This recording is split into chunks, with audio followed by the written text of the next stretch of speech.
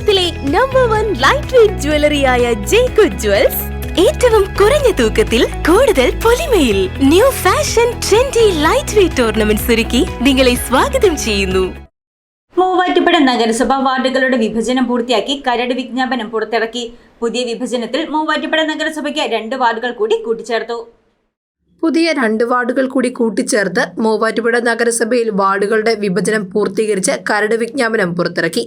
പുതിയ വിജ്ഞാപനം പുറത്തിറക്കിയതോടെ നഗരസഭയിൽ 28 വാർഡുകൾ 30 വാർഡായി വർദ്ധിച്ചു. 1 മുതൽ 9 വരെയുള്ള വാർഡുകളിലെ ചില ഭാഗങ്ങൾ ഉൾപ്പെടുത്തി തൃക്ക വാർഡും 11, 12, 13, 14 വാർഡുകളുടെ ചില ഭാഗങ്ങൾ ഉൾപ്പെടുത്തി മണിയാങ്കുളം വാർഡുമാണ് പുതുതായി രൂപീകരിച്ചത്. പുതിയ വിജ്ഞാപനത്തിൽ 2 വാർഡുകൾ പുനർനാമകരണവും ചെയ്തിട്ടുണ്ട്. LDFിലെ R രാകേഷ് കൗൺസിലറായിട്ടുള്ള 27-ാം വാർഡ് തീക്കൊള്ളിപ്പാറയും കോൺഗ്രസിലെ KK സുബൈർ കൗൺസിലറായിട്ടുള്ള 28-ാം വാർഡ് മുനിസിപ്പൽ കോളനിയുമാണ് പുനർനാമകരണം ചെയ്തത്. തീക്കൊള്ളിപ്പാറ മുനിസിപ്പൽ കോളനി വാർഡുകളിലെ അതിർത്തികൾ പുനർനിർണയിച്ച് mini civil station, Vazhappally west എന്നീ പേരുകളിലാണ് പുനർനാമകരണം നടത്തിയിരിക്കുന്നത്.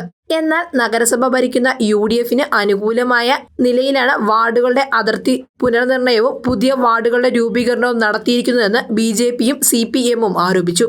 News desk Muvattupuzha news. ആദ്യം ടെൻഷനായി. മകളാ പറഞ്ഞത് അഹല്യയിൽ പോകാൻ. അഹല്യയ്ക്ക് 30 വർഷത്തെ പാരമ്പര്യവും വിശ്വസ്തതയുമുണ്ട്. അഹല്യയിലെ വിദഗ്ധരായ ഡോക്ടർമാരുടെ ചികിത്സ കൊണ്ട് എനിക്ക് എന്റെ കാഴ്ചശക്തി പൂർണ്ണമായും തിരിച്ചു കിട്ടി. ഇപ്പൊ എനിക്ക് ഈസിയായി വായിക്കാം. നേത്ര സംരക്ഷണത്തിന് നമ്മുടെ Ahalya. Ahalya foundation eye hospital, കേരളത്തിൽ എല്ലായിടത്തും.